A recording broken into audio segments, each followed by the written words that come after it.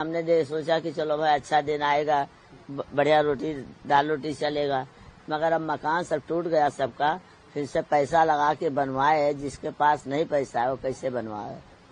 कितनी परेशानी से हम लोग झेले हैं।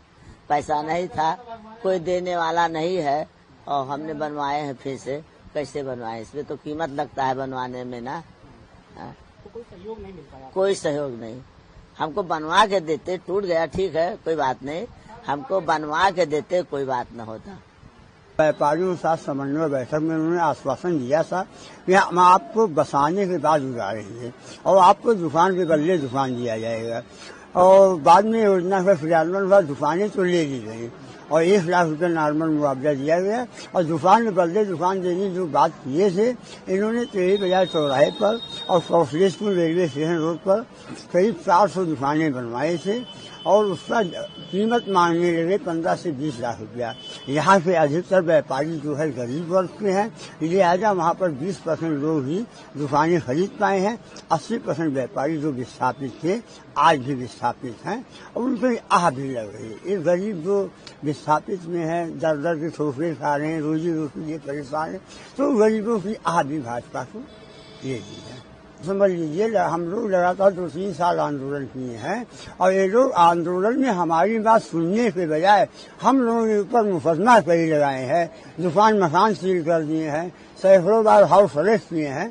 तो दबंगई एक तानाशाही तक की चली आई है और ये तानाशाही के ऊपर एक लगाम है, एक तमाचा है इनके ऊपर। हमको अब लगता है कि सुनेंगे और नहीं सुनेंगे, 27 में भी जाएंगे। और आपने यहाँ 10 फुट की अगर जमीन ले ली सड़क चौड़ीकरण में या किसी चीज के अधिग्रहण में, तो जो आपने वादा यहाँ की जिला प्रशासन ने किया कि लोगों का पुनर्वास कर देंगे, और जब पुनर्वास करने का समय आया तो आप 20 लाख, 30 लाख, 50 लाख, गुप्तार घाट की मार्केट में 70 लाख की दुकान उठी है बोली में। अब गरीबों का अगर आप 10 फुट का जगह ले रहे हो, उसको 10 फुट 70 लाख में दोगे, तो प्यासा रोज कुआं खोद रहा, पानी पी रहा है, वो कहाँ से 70 लाख लाएगा? वो तो कोई उद्योगपति है नहीं। ये सब चीज प्रशासन को सोचना चाहिए था और गवर्नमेंट को सोचना चाहिए था कि अगर लोगों का हनन हम कर रहे हैं तो उसकी व्यवस्था भी हमें देनी चाहिए।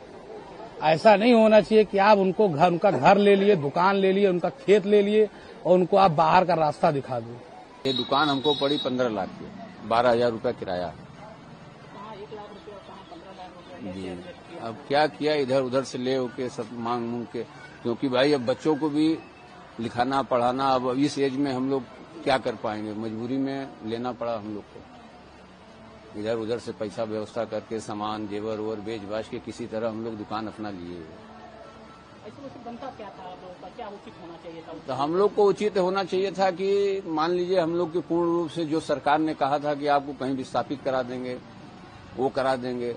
तो हम लोग को जैसे दुकान हम लोग की गई थी, हम लोग को मुआवजा न दिए होते, जो टेढ़ी बाजार में आवंटित हो रही थी हम लोग को निःशुल्क ही आवंटित करा दिए होते, तो कम से कम हम लोग अपना रोजी रोटी अपना किसी तरह करते वहां से। ऐसा नहीं हुआ। तो क्या ये न्याय हुआ आप लोग के साथ? नहीं, न्याय तो खैर नहीं हुआ, क्योंकि हम लोग 25-25 साल से यहाँ पर दुकान था, उसी के आधार पर हम लोग अपना यहाँ रोजी रोटी अपना कमाते खाते थे। बच्चों को